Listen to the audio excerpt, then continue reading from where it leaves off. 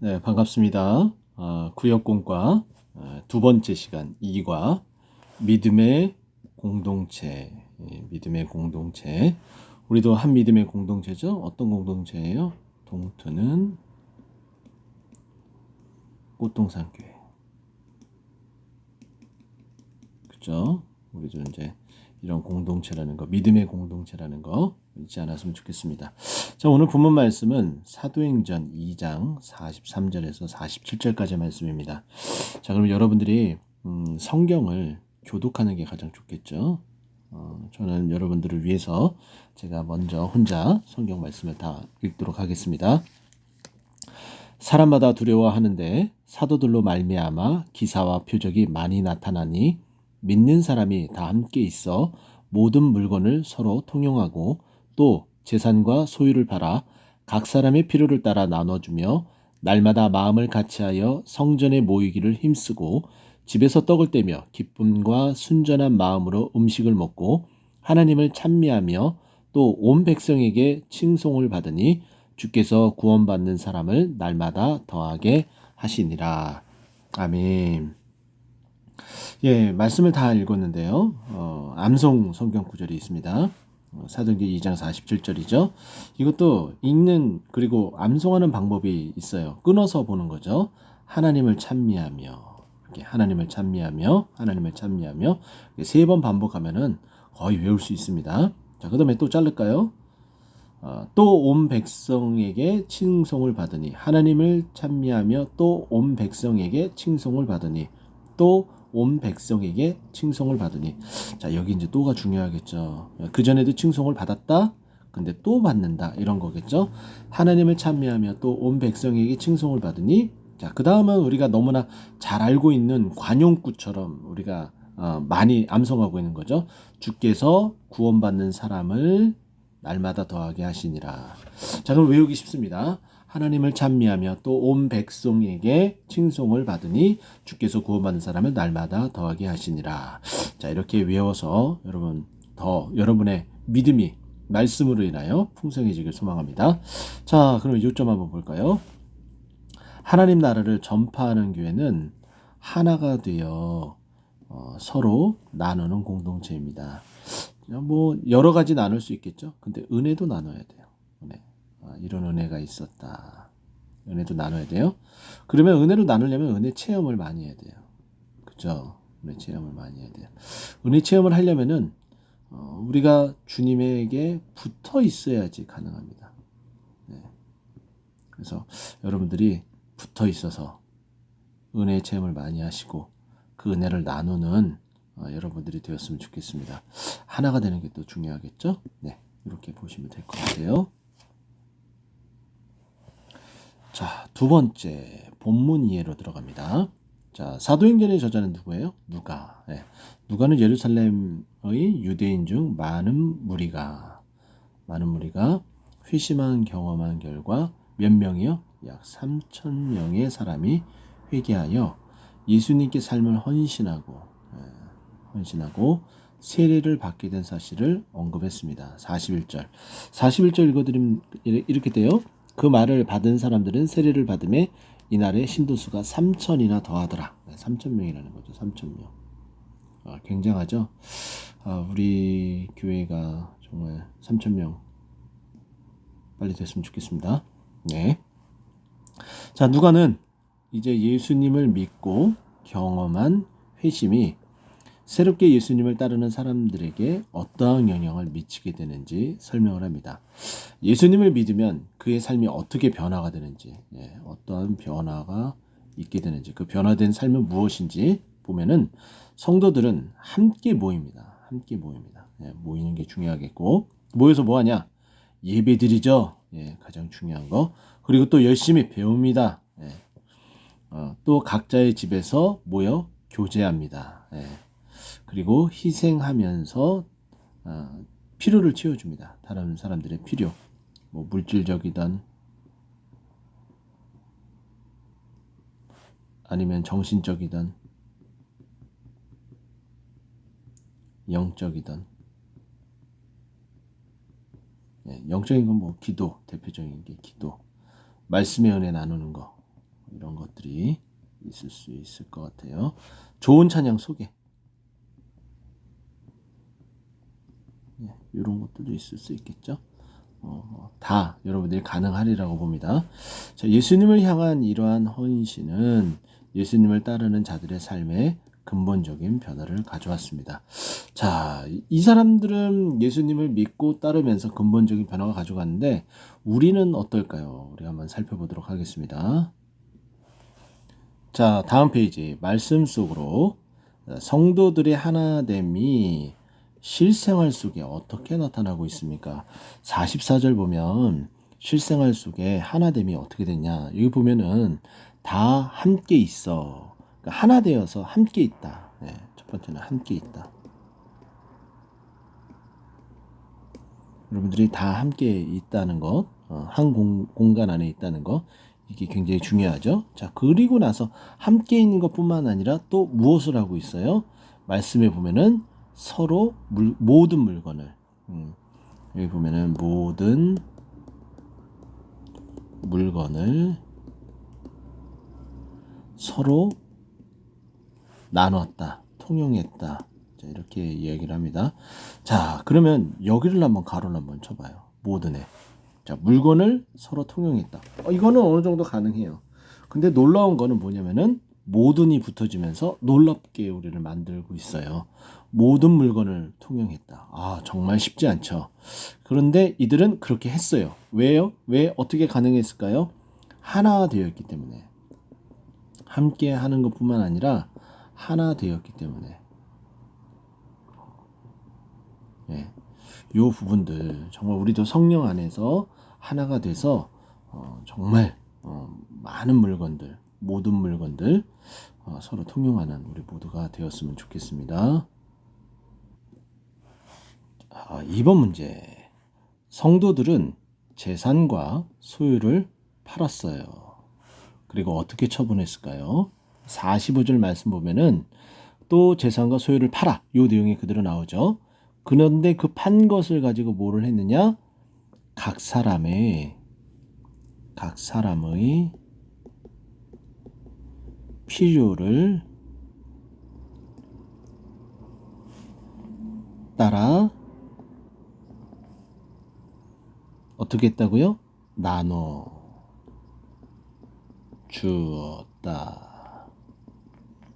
네, 각 필요를 따라 나눠 주었어요. 네, 필요를 따라서 나누어졌다. A라는 사람이 A-가 필요하면은 이것을 주었고, B라는 사람이 B-가 필요하면 B-도 주었고, 이렇게 각각이 준 거예요. 근데 어떤 사람은 C라는 사람이 A도 필요하고, B도 필요하고, C도 필요하면은 이 세 개를 어떻게 했다고요? 각각 각 사람의 필요라고 그랬잖아요. 각 사람의 A라는 사람, B라는 사람, C라는 사람, 그죠? C라는 사람은 더 많은 필요가 있어요. 그러면 더 많이 나눠주는 거예요. 어떤 사람은 적게 나눠주고 또 적게 받을 수 있지만 어떤 사람은 이렇게 많이 받게 되는 경우도 있다는 거예요. 우리 교회 안에서도 천차만별이죠. 수준의 차이들이. 그래서 어떤 분은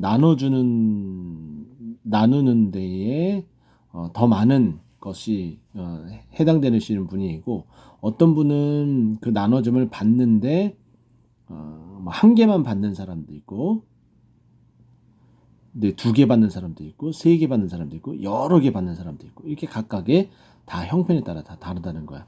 하지만은 중요한 것은 각 사람의 필요를 따라 나눠줬다는 거야. 여러분도 각각 필요가 다 있을 거예요. 그 필요를 다 채워주었다라고 말해주고 있습니다. 자, 마지막 3번째 볼까요? 성도들이 날마다 마음을 같이하여 무엇을 하기에 힘썼습니까? 자, 46절 보면 날마다 마음을 같이했다. 이건 그대로 우리가 읽었죠. 그리고 성전에 모이기를 힘쓰고, 자, 무엇을 했냐면은 성전에 모이기를 힘쓰고, 성전에 모이기를 힘썼다는 거예요.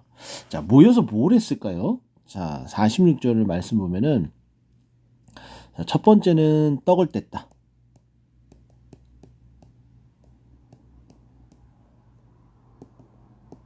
떡을 뗐다.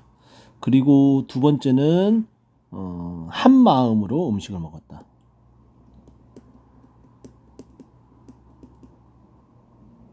한 마음으로 음식 섭취. 이 한 마음은 아마 예수님의 마음일 테고요.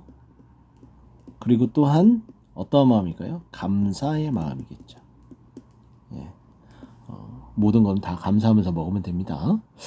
자, 또 계속 보면은 이들이 모여서 음식만 섭취한 것이 아니라 그리고 떡을 뗀 것뿐만 아니라 또 뭘 했어요? 하나님을 찬미했다. 우리가 읽진 않았지만은 계속 연이어서 이어지죠.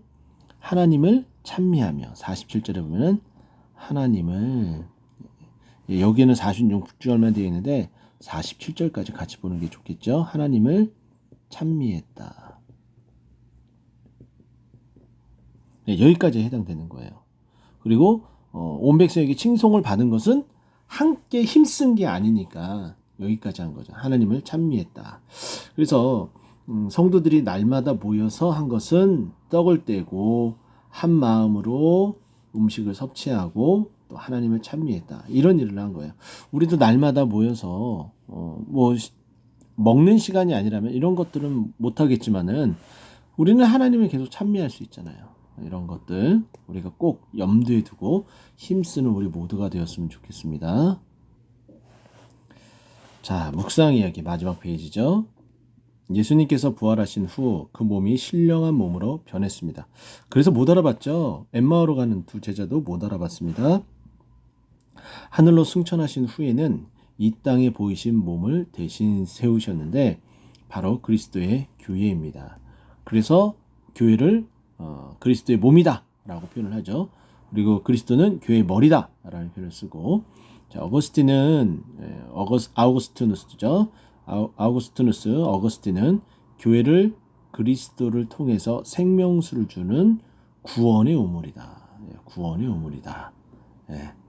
그러면 우리가 이 우물물에 와서 마셔야겠죠. 예, 그게 중요합니다. 자, 그래서 그는 주일마다 밀라노 교회에 가서 하나님을 예배했습니다. 누가요? 어거스틴이. 당시 로마 제국에서 제일 유명한 성 암브루스 목사의 설교를 통해 풍성한 생명수를 마셨습니다. 제가 많이 노력해야 될 부분이 바로 이 부분이겠죠. 풍성한 생명수를 저도 잘 준비하도록 하겠습니다.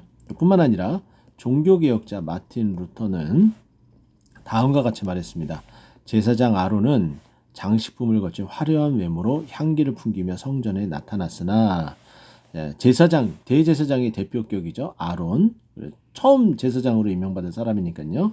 자, 그러나 화려한 외모, 저는 이런 화려한 외모하고는 관계가 없죠. 네. 향기를 풍기며 이렇게 나타냈다. 그러나 그리스도는 진정한 대제사장이죠. 그렇죠? 진정한 대제사장은 가장 천하고 보잘것없는 모습으로 세상에 오셨다. 무엇을 위해서? 우리를 섬기기 위해서. 어떠한 모습으로? 자신의 목숨을 내어주면서까지 우리를 섬기려고. 그래서 교회 모습은 어떻게 해야 됩니까? 겸손함으로 섬겨야 되고, 이런 모습들이 있어야 된다라고 말해주고 있죠. 자, 여러분들 각각 풍성하게 나눴습니까? 풍성하게 이제 나눴다면, 자, 여기 보게 되면은 나눔, 사랑과 나눔이 풍성한 공동체. 여러분들의 각각 셀이 그와 같은 풍성한 공동체. 무엇이 풍성해요? 사랑과 나눔이 이런 공동체가 되었으면 좋겠습니다. 그리고 여러분들이 정말 그 셀이 모여서 함께 기도할 때 우리 셀이 초대교회와 같이 진리로 하나된 믿음의 공동체가 되게 해달라고 이렇게 기도했으면 좋겠고, 적용을 할 때에 우리가 아까 3번 말씀을 보면서 모이기를 힘썼다라고 얘기했던 것처럼 백성이 모이기를 힘쓰기 위해서 시간 할애를 어떻게 해야 될지에 대한 그 부분도 나와야 되고, 또한 모이기를 힘쓰기 위해서 또 해야 될 부분들을 히브리서 말씀이 우리에게 그 안내를 해주고 있어요. 히브리서 10장 24절부터 25절까지 말씀을 여러분 읽어보면은 이렇게 되어 있어요. 첫 번째는 서로 돌아보아라. 네. 여러분들이 정말 모이기를 힘쓰려면은 지금 모이지 못하는 사람은 어떠한 상태에 있는지 서로 돌아보는 거죠. 그리고 어떻게 해요? 사랑과 선행을 격려하며, 그때 우리 이렇게 이런 거 했었던 거 너무 좋았다. 우리 계속 같이 했으면 좋겠다. 사랑과 선행을 격려했다. 이렇게 되어 있어요. 그래야지 모일 수가 있는 거예요. 자, 그리고 또 마지막 세 번째 25절에는 뭐라고 되어 있냐면은 모이기를 피하는 어떠한 사람들의 습관과 같이 하지 말고, 어떤 사람이 습관이 있는데, 근데 이 어떤 사람의 습관은 뭐예요? 자꾸 안 모이려고 하는 습관이라는 거죠.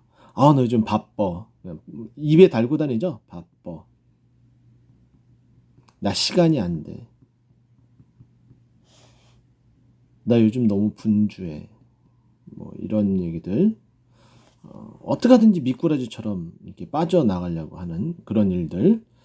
이렇게 모이기를 자꾸 와해시키려고 하는 이런 일들을 하지 않을 때에 자주 모일 수 있도록 되는 것이고, 또 서로를 돌아보아야지 자주 모이기를 힘쓸 수 있는 것이고, 사랑과 선행과 격려를 하여야지 모일 수 있다는 것.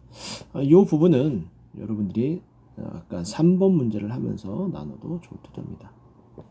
그리고 여러분들이 다 마치고 주기도문이나 대표기도를 하고 풍성한 여러분들 간의 교제를 나누길 간절히 소망합니다.